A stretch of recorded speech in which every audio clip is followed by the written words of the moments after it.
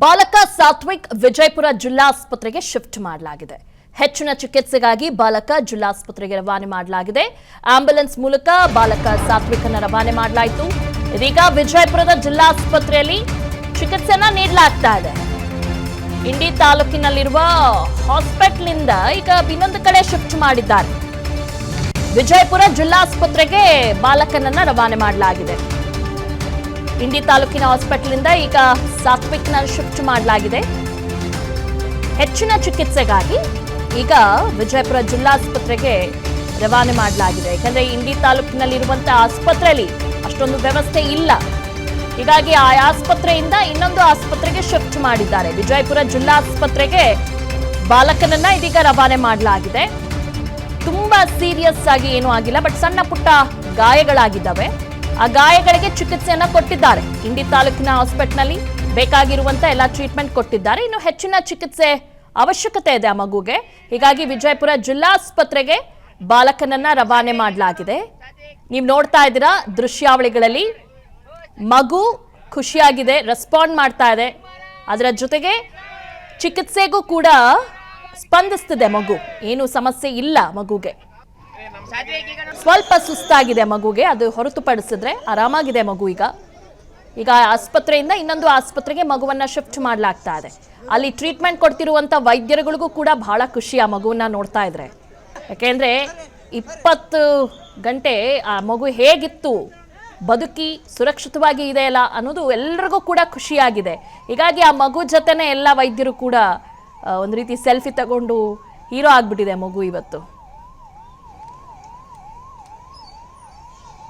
ಆಕನ ಆಟ ಆಡ್ಲಾಗತ್ತಿದ್ರವ ನಾ ಅಕ್ಕಿ ಹುಡ್ಲಿಕತ್ತಿದ್ರಿ ಜರ ಹೀಗಾಗಿ ಬರೇ ಒಳಗ ಹೋಗಿ ಮಿಕ್ಸರ್ ಚಾಚಾ ತಗೊಂಬರಟಿಗೆ ನೋಡಿ. ಮುಂದ್ ನಿಮ್ಗೆ ಯಾವ ಗೊತ್ತಾಯ್ತು?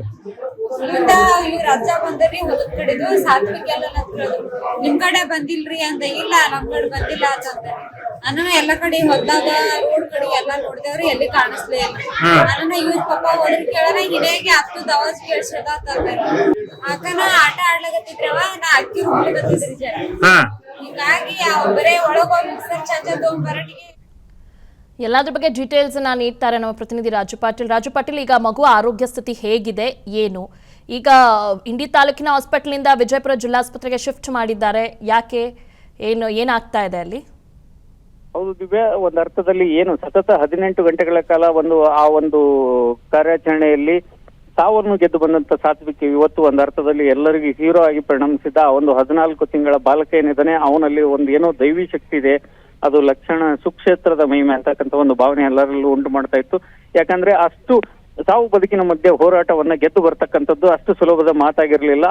ಆ ಒಂದು ಕಾರ್ಯಾಚರಣೆ ಯಶಸ್ವಿಯಾಗಿ ಮಾರ್ಪಟ್ಟ ಪರಿಣಾಮವಾಗಿ ಅವನನ್ನ ಪ್ರಾಥಮಿಕ ಚಿಕಿತ್ಸೆಗೆಂದು ಅಲ್ಲೇ ಪ್ರಾಥಮಿಕ ಚಿಕಿತ್ಸೆಯನ್ನು ನೀಡಿ ಇಂಡಿಯ ತಾಲೂಕು ಆಸ್ಪತ್ರೆಗೆ ಕರೆತರಲಾಗಿತ್ತು. ತದನಂತರದಲ್ಲಿ ಆ ಮಗು ತಲೆ ಕೆಳಗಾಗಿ ಬಿದ್ದಿದ್ದರಿಂದ ವೈದ್ಯರ ಸಲಹೆ ಮೇರೆಗೆ, ಹಿರಿಯ ವೈದ್ಯರ ಸಲಹೆ ಮೇರೆಗೆ ಆ ಒಂದು ಮಗುವನ್ನ ವಿಜಯಪುರ ಜಿಲ್ಲಾಸ್ಪತ್ರೆಗೆ ರವಾನೆ ಮಾಡಲಾಗಿರ್ತಕ್ಕಂಥದ್ದು. ಯಾಕಂದ್ರೆ ಆ ಒಂದು ತಲೆ ಕೆಳಗಾಗಿ ಬಿದ್ದಿದ್ದ ಮತ್ತು ಆ ಒಂದು ಇದರಲ್ಲಿ ಕಲ್ಲುಗಳು, ಕಾರ್ಯಾಚರಣೆ ವೇಳೆಯಲ್ಲಿ ಸ್ವಲ್ಪ ಕಲ್ಲುಗಳು ತಲೆಗೆ ಏನಾದ್ರೂ ಪೆಟ್ಟು ಬಿದ್ದಿದ್ರೆ, ಅಕಸ್ಮಾತ್ ಪೆಟ್ಟು ಬಿದ್ದಿದ್ರೆ ಅದನ್ನ ಸ್ಕ್ಯಾನಿಂಗ್ ವ್ಯವಸ್ಥೆ ತಾಲೂಕಾ ಆಸ್ಪತ್ರೆಯಲ್ಲಿ ಇರದೇ ಇರುವುದರಿಂದ ಜಿಲ್ಲಾಸ್ಪತ್ರೆಯಲ್ಲಿದೆ. ಆ ಕಾರಣಕ್ಕಾಗಿ ಶಿಫ್ಟ್ ಮಾಡ್ತಾ ಇದ್ದೀವಿ ಅಂತಕ್ಕಂಥ ಒಂದು ಹೇಳಿಕೆಯನ್ನ ಇಲ್ಲಿನ ವೈದ್ಯಾಧಿಕಾರಿಗಳು ನೀಡಿದರೆ ಆ ಮಗುವಿಗೆ ಎಲ್ಲ ರೀತಿಯಿಂದ ಸುರಕ್ಷಿತವಾಗಿದ್ದಾನೆ, ಯಾವುದೇ ರೀತಿಯಿಂದ ಗಾಯಗಳಾಗಿಲ್ಲ, ಮೂಳೆ ಮುರಿತವಿಲ್ಲ, ಸಂಪೂರ್ಣವಾಗಿ ಆರೋಗ್ಯವಾಗಿದ್ದಾನೆ ಅಂತಕ್ಕಂಥ ಒಂದು ಮಾಹಿತಿಯನ್ನ ಜಿಲ್ಲಾಧಿಕಾರಿಗಳಾದಂತ ಟಿ ಭೂಪಾಲನ್ ಸಹ ಕನ್ಫರ್ಮ್ ಮಾಡಿರ್ತಕ್ಕಂಥದ್ದು.